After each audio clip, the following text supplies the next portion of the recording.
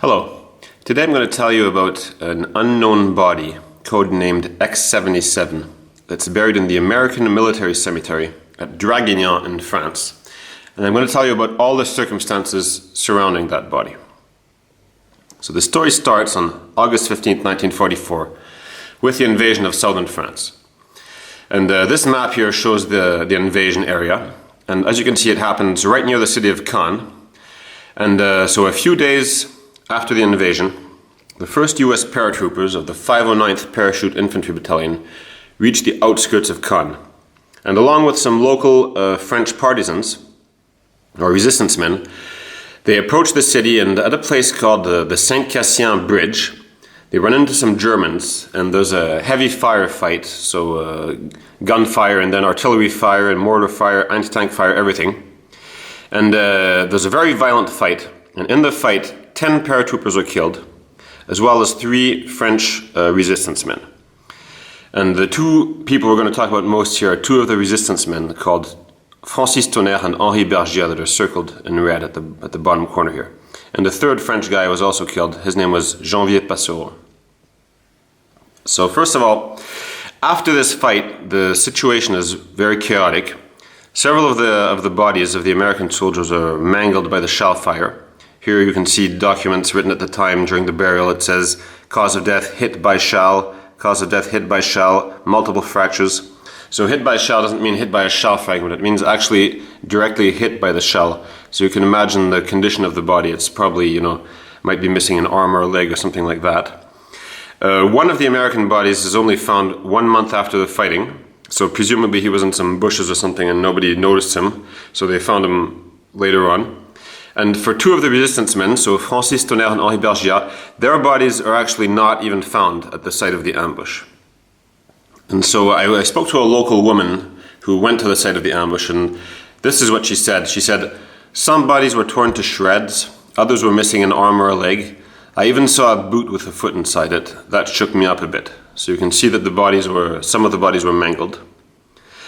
And what happened with these bodies? So the Americans at the time, they were very in advance, the US Army. They had special graves registration troops to take care of dead soldiers and identify them. And what they did is after the fighting, they went to Caen, they picked up the 10 bodies that had been killed, the 9, since one of them was only found later, like I said. And they brought them to Dragoon, which is about 50 kilometers away. And at Dragoon, they had a field hospital, and they were very well organized. They also had the field cemetery that had been opened just after the invasion. So the graves registration took the bodies, did all their normal work, identifying them and stuff. And on August 25th, so less than 48 hours after the guys were killed, their bodies were reburied in Dragoon Cemetery, 9 of the American bodies. And what about the French guys? So these 2 that disappeared. So I took some period documents, and this is what the period documents say about the death of these 2 French guys. It says, a shell exploded at Francis's feet, almost vaporizing his body. The few members that remained intact later had the misfortune of being caught in a bushfire. Then another document says, the entire patrol was caught in a violent German artillery barrage. Francis Tonnerre and Henri Bergia were reported missing. And then the next document says, only a few weeks later we picked up the remains of his poor body, scattered on the ground or hanging from the branches that lined the stream. Nothing remained of the proud and handsome 24-year-old. And the last document says, the joyful dawn of August 24th arose over the poor, mutilated, and scattered bodies. So basically all these period documents give the impression that Tonnerre and Bergia were mangled by artillery fire, and they even say that they weren't just mangled, they were completely vaporized by the artillery fire. And I went to see the families of these 2 men, and it turned out that they actually aren't completely vaporized, since the family of Bergia said that at the location of the ambush, they found his hand with his wedding ring still on his hand, so they were able to identify that. And as for Tonnerre, a local guy found a leg with Tonnerre's shoe on it, and they also found Tonnerre's wallet still contained within a pocket of his pants. The pocket was torn away from the pants, and in the pocket was still his wallet. So from this, the families understood the guys were dead. And they were considered missing, even though actually some small parts of the body were found. Now, in wartime, there's, let's say, real missing people, real missing soldiers. And those are people, for example, who are in a boat that, sinks in the middle of the ocean, or in an airplane that catches fire way up in the air and blows up, or bodies that are buried in completely anonymous graves without anybody writing anything down, or bodies that are abandoned in the desert or in mountains. So those are real missing people. Bodies that are either in an unknown location or else completely destroyed. And then you have, let's say, false missing in action, which is bodies that are recovered, but they're not identified. So then they're reburied as unknown bodies. And so in the cemetery it says unknown body, but of course for that soldier's family, the person is missing for them. They don't know what happened to him, and they don't know that he's buried in a cemetery since he's not identified. And what can shell fire do? Now, a shell, of course, can mangle somebody and kill somebody and cut him in half or rip off his arms and legs. But a shell is not large enough to vaporize a body. I don't believe that for a second. And here there's a picture of a German soldier discovered on the Eastern Front that was hit by a shell. And you can see his body is a sure mess, but it's not vaporized. There's lots of things left over. So my opinion about Francis Tonnerre and Bergia is that they were not vaporized at all, but the problem, they went missing probably because of some kind of administrative problem. See, bodies that were not identified or buried without being documented properly or something like that. So I thought about them for a long time and had no idea where they were. And then, like a bolt from the blue, in 2016 I turned lucky. And a guy called Philippe Castellano, who likes to research American airplanes and missing American pilots, he tells me about an unknown American body that was buried in the civilian cemetery in Cannes in August 1944. Now, when he told me about this, I was completely surprised because I had researched these Americans a lot and I had no clue somebody was buried in the cemetery in Cannes. And I wonder who this guy is because there's no missing Americans in the area. And I wonder why a guy was buried in the civilian cemetery in Cannes when the graves registrations brought everybody else to the American cemetery in Draguignan. So I have a lot of questions. So I look into this thing, and this is what I managed to find out.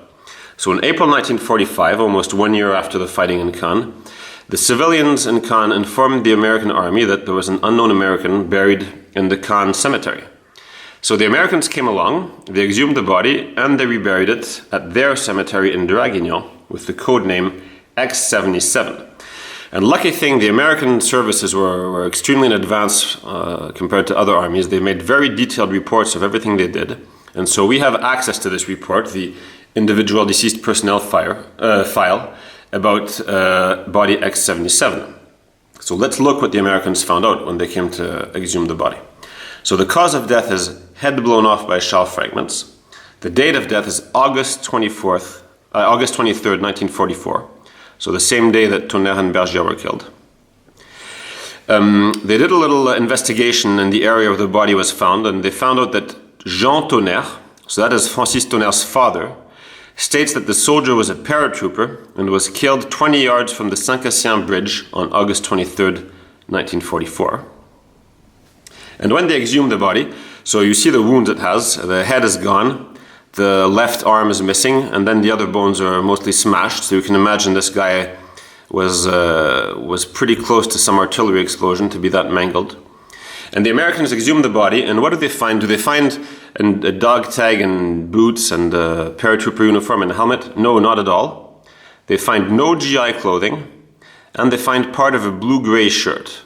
And then another part of the report, it says remnants of one civilian type shirt.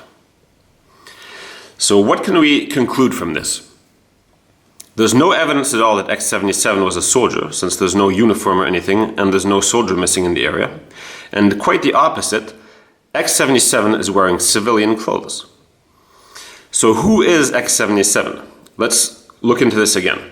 So the body was found at the Saint-Cassian bridge on August 23rd, 1944, and had been killed by shell fire. So just like Francis Tonnerre and Henri Bergia. The body's left hand is missing, just like Bergia. Remember, his left hand was found at the location with his wedding ring still on. The body was seen by Tonnerre's father, but Tonnerre's father did not recognize the body, so presumably it's not Francis Tonnerre. So what we can conclude is that there's a very high probability that body X-77 is actually Henri Bergia, buried as an unknown American soldier. Why did this happen? No, I don't know why it happened, but this is what I can imagine. After the fighting, so the next day, the US grave registrations came to the location of the ambush, and I guess they saw X-77 in civilian clothes, and they figured this guy's not American, so we're not going to pick him up. And then the French came along, and they didn't recognize this body, so they said, he's not a French guy, so he must be an American. So then apparently they decided to rebury him as an American. What you have to understand, of course, is at the time these resistance guys had a secret life. They didn't necessarily tell people where they were going or what they were doing. And of course, people didn't have mobile phones and stuff. So you could have a French guy die at the scene and nobody would know that he was actually supposed to be there. So it would have been difficult, with a mangled body to know who this could be as a French person, because you just had no idea anybody could be there, basically. So then the French reburied this body as an American, and then in April 1945 the Americans were told there's an American body in our cemetery in Cannes, and they just said okay, and they took the body and reburied it as American, even though there's nobody missing in the area, no Americans missing, and even though the evidence points to the fact that the guy is not an American. So now we have a very good idea of where Bergia is. So where is Francis Tonnerre? If you found Bergia, Tonnerre also has to be somewhere. So to try to find him, there's a principle I like. The principle is that the same causes tend to lead to the same consequences. So let's look at what happened to some of the other French resistance guys who died on August 23rd, 1944. I told you that with Tonnerre and Bergia, there was a third guy called Janvier Passereau. And one of his neighbors went to look for his body after the ambush. And I spoke to her, and this is what she said. She said she found his body. And then she searched the body for his papers, and a French policeman said, "Mademoiselle, do you know him?" And she replied, "Yes, I know him, but I'm looking for his papers." And the policeman said, "We've taken the papers already. We're bringing the bodies to Draguignan." Oh, so now apparently not only are the American bodies going to Draguignan to be buried, but the French bodies are also being brought to Draguignan apparently. So let's look into this more carefully. When somebody dies in France, the local town hall in the town he died in is supposed to register his death. But Janvier Passereau, his death was not registered in Cannes. As you can see here, it was actually registered in Draguignan, even though the location of death says Saint-Cassian in Cannes. So this is completely abnormal and quite strange.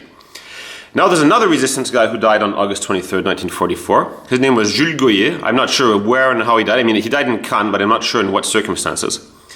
And his death was also declared in Draguignan and not in Cannes. And on his death report, it says at the bottom here, the body was found in the vicinity of Cannes and handed over by the American hospital.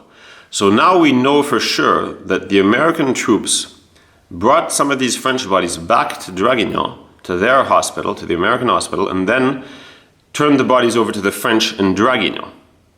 Now if we summarize all this, we know that at least 14 people died in Cannes on August 23rd, 1944. Okay? At least 4 Frenchmen and 10 Americans. And of those 14 people, 12 of them were buried at Draguignan, and 1 was perhaps buried at the cemetery in Cannes. So if we're looking for Francis Tonnerre, where should we look for him? Well, we should look in Draguignan, right? So, what you have to remember is that Francis Tonnerre, his leg was found at the site where he died. And also his wallet was found at the site of his death in Saint-Cassian. So when his body arrived in Cannes, it would probably have been mangled, and it didn't have any identification papers on it. So it's very unlikely that anybody would have been able to recognize it at the time. So what we're looking for in Draguignan is for an unidentified body that would have died in late 1944. So I go to the town hall in Draguignan and look through their death registry, and there's no unidentified bodies from late August 1944.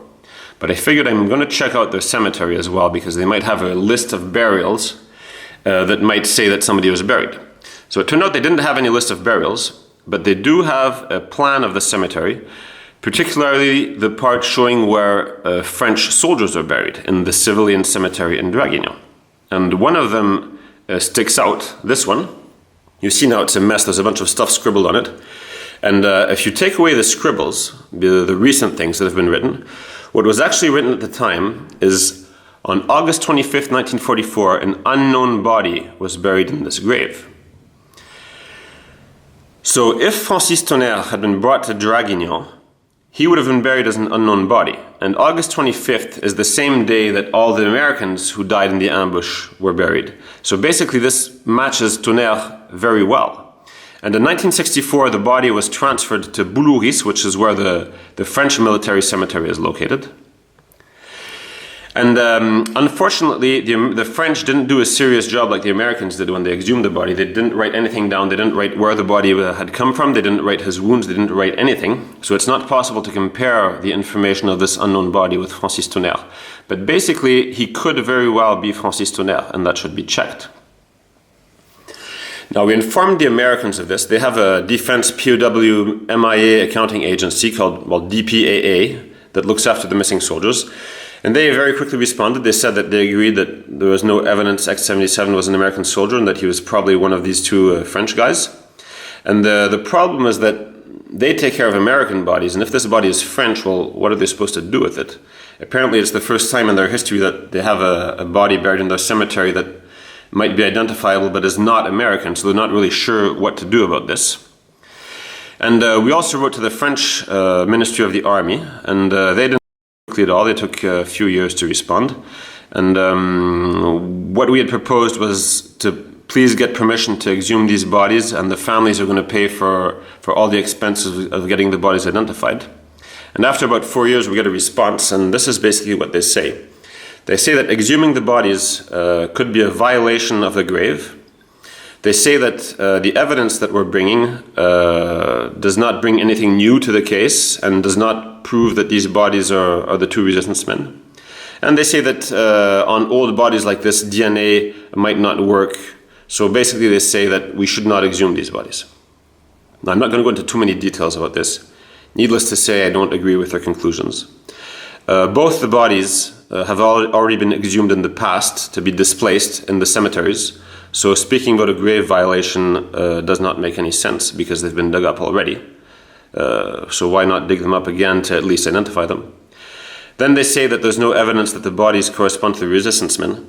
So this is pretty amazing. I mean, you find evidence that shows that one body was found at the same place on the same day and with the same wounds as the missing man, and they say that that's not strong evidence. So I don't know what they want, what they would need to consider something strong evidence. And then as for DNA, I mean, DNA is used all the time for bodies much older than World War II, and it works very well. So claiming that it might not work is just, kind of looking for an excuse not to do anything. Now, let's look into who Francis Tonnerre was for a minute here. So that a lot of people watching this are probably English speakers who are not familiar with the French resistance. So I'll show you one example of an operation he did, which was liberating French prisoners from the Corsica Naval Assault Group. So the Corsica Naval Assault Group was a group of French commandos, about 70 men. And for the invasion of southern France, they were detailed to land at the extreme right flank of the invasion to blow up the road so that the Germans could neither come to or leave from the landing beaches. And this picture was taken the day before the invasion, and two of the guys circled in red were killed the very next day. And this is the area where they landed, so very near Cannes, and the two stars indicate the roads that they were supposed to blow up. And what happened is that they had no luck whatsoever. They paddled to the beach, they got there without making any noise. It was a success. And basically as soon as they stepped on the beach and started climbing up the hill, guys started blowing up. They had landed right in the middle of a minefield. And within minutes, basically, 11 guys were killed, something like 20 others were wounded, and then the survivors didn't have much choice, they just surrendered to the Germans. And it's always been said that the minefield had been set by the Germans just 1 or 2 days before. I don't know if that's true or not, if it's just a legend. These are pictures of some of the guys and the lists of the 11 names of those who were killed. Now, a few hours later, on the afternoon of August 15th, the survivors of this naval assault group were marched towards Grasse by the Germans. And Francis Tonnerre and 4 of his men heard about this, and they decided to attack the German escort at Pégomas. And that's exactly what they did. And they managed to get about 10 sailors to escape. And they managed to escape themselves without having any losses. And all these people have died in the meantime, and I didn't ever managed to find one of the witnesses, and none of them actually wrote a first-hand account of what happened himself. But a few years after the war, a journalist did a pretty serious job and wrote an article about this liberation of the French commandos. And what Fernand Tonnerre says, which is Francis Tonnerre's brother, he explains that he had to smash a German's head with a stone when this happened. He started fighting with one of the Germans. The Germans, they fell on the ground. The German picked up a stone. He took the stone from the German and smashed his head in and killed him. And this seems, slightly hard to believe. After the war, there's all kinds of stories going around, and some of them are true and some of them aren't. And when I heard this, I wondered, did he actually kill a German? And if he did he really kill him with a stone? And who was this German? So I looked into my lists that I made of all the Germans killed in the area of Caen, and I find 4 possible matches, 4 guys who might be the guys. But in the end, 3 of them can't match because I find out one died in a truck accident, one was killed by artillery, one was in the flak, so that doesn't make sense. But one guy, the second guy on the list, Oelschlegel Hans, he was in the headquarters of the German division that was there. And he is listed as killed in Pégomas, so that would be a good match. Headquarters troops would be the kinds of guys who would escort prisoners, and Pégomas is where the ambush happened. The problem is that this guy is listed as having died on August 16th, 1944, whereas he's supposed to have died on August 15th. So basically, I don't know if it's him or not, and I don't know if the story of the stone is true or not, and this lasts a few years. And at the time, it wasn't possible to verify anything because all the German personal files were in Berlin were reserved for family members. If you weren't a family member, you weren't allowed to know anything because of protection of private data. And then in 2019, that changed, and now the data became public, so I asked for Oelschlegel's file, and they sent it to me. And this is what his file said. It says, killed in Pégomas on August 16, 1944, skull fractures from a murder. And then in a second entry says, killed near Pégomas, killed by the terrorists. So the terrorists are what the Germans called the resistance men, and you see he was actually killed with skull fractures and murdered. So what Fernand Tonnerre had said, Francis Tonnerre's brother, was actually just the truth. And this also shows that these guys weren't messing around. I mean, they meant business, and you can imagine, killing somebody with a stone, that's pretty hardcore. These people were real motivated resistance men. So to conclude, I'm making this video as a sort of appeal to the Defense POW accounting agency and to anybody else in the American administration who might be able to have an influence on this.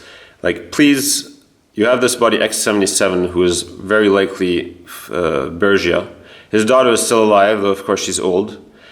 Please identify this guy, Please do the work. The families will be really thankful. He really deserves us to go the extra mile to identify his body after all these years. And these 2 guys were real resistance men. They put their lives on the line to help the U.S. troops. They both lost their lives, and now there's very good evidence of where they're buried. The families are ready to pay for the identifications. So let's identify these guys and finally put them to rest after all these years. I hope you found this video interesting, and as usual, if you need help with any World War II research, you can contact me at this email address. Have a nice day. Bye-bye.